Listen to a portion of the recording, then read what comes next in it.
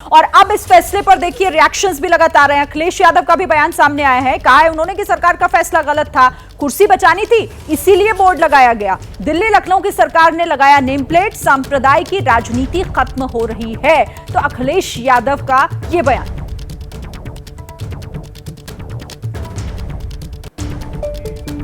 तो इन्हें कुर्सी बचानी थी इसलिए बोर्ड लगाया, उन्होंने कुर्सी बचाने के लिए बोर्ड लगाया। और सच्चाई तो ये है कि दिल्ली लखनऊ वालों ने मिलकर के लगाया है, डबल इंजन सरकार ने मिलकर के दोनों लगवाया है। जब सांप्रदायिक राजनीति खत्म होती है तो इसी तरीके से फड़फड़ाएंगे ये लोग, और उसी तरीके से आपने देखा होगा कितने दिनों।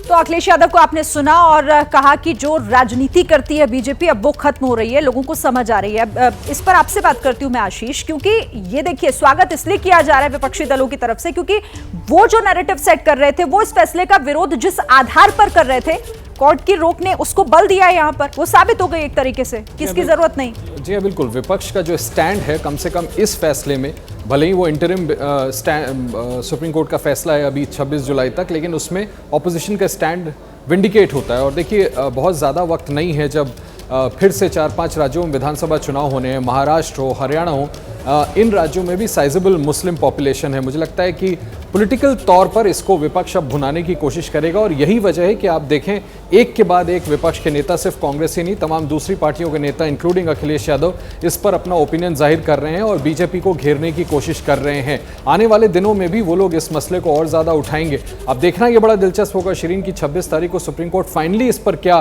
व्यू देता है, लेकिन कम से कम उन्होंने अपने इंटरिम फैसले में ये तो साबित कर दिया है कि वो ये जो फैसला लिया गया था उससे पूरी तरह से असहमत हैं, और राजनीतिक तौर पर कहीं ना कहीं ये ऊर्जा विपक्ष को जरूर देता है। बिल्कुल, और ये ऊर्जा देने के साथ साथ एक मैसेज भी देने की कोशिश की गई थी विपक्ष की तरफ से आशीष की सारा, क्योंकि पूरा विपक्ष एकजुट हो गया था और ये कह रहा था कि ये फैसला दरअसल समाज को तोड़ेगा।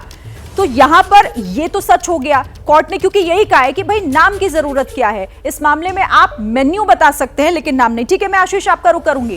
देखिए भले ही कांवड़ यात्रा के रूट पर दुकानदारों को नेम प्लेट मामले में सुप्रीम कोर्ट से राहत मिल गई हो, लेकिन इस मुद्दे पर सियासत अभी पूरे देश भर में गर्म है। आप खुद सुनिए विपक्ष और सत्ता पक्ष में आखिर कैसे इसे लेकर संग्राम छिड़ा हुआ है। रेस्टोरेंट हो, कोई होटल हो, क्या उनको जरूर लिखना है कि यह मुसलमानों का है, उसका नाम देना है? ये क्या कर रहे हैं, किस नफरत की तरफ चल रहे हैं?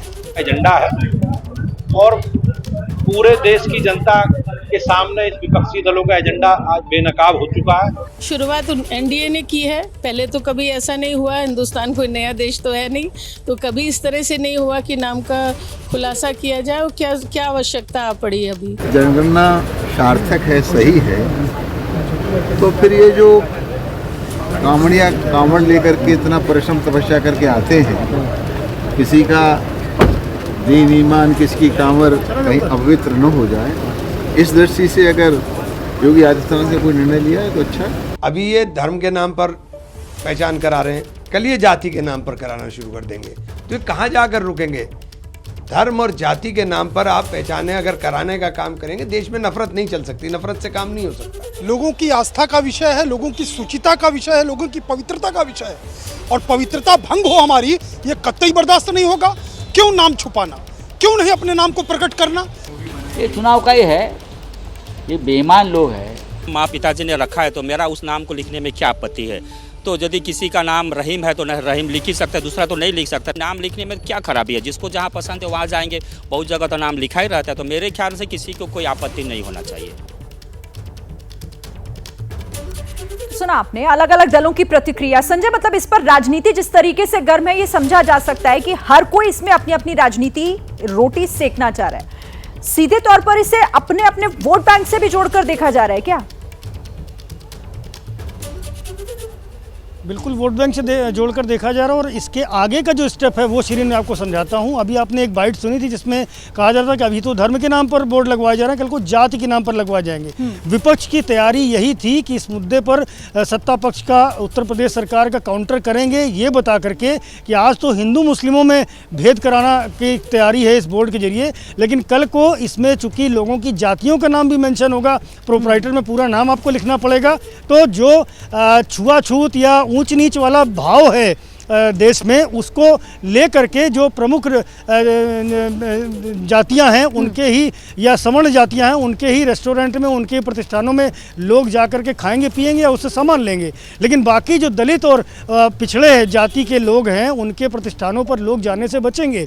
ये काउंटर विपक्ष तैयार कर रहा था। हमारी कुछ बात भी समाजवादी पार्टी के नेताओं से, कांग्रेस के नेताओं से हुई जो इस लाइन को लेकर के सरकार का काउंटर करने वाले थे, लेकिन बहरहाल उससे पहले इस फैसले पर रोक लग गई है। और फिलहाल अब देखना होगा कि राजनीति अब इस रोक के बाद आगे कैसे बढ़ेगी।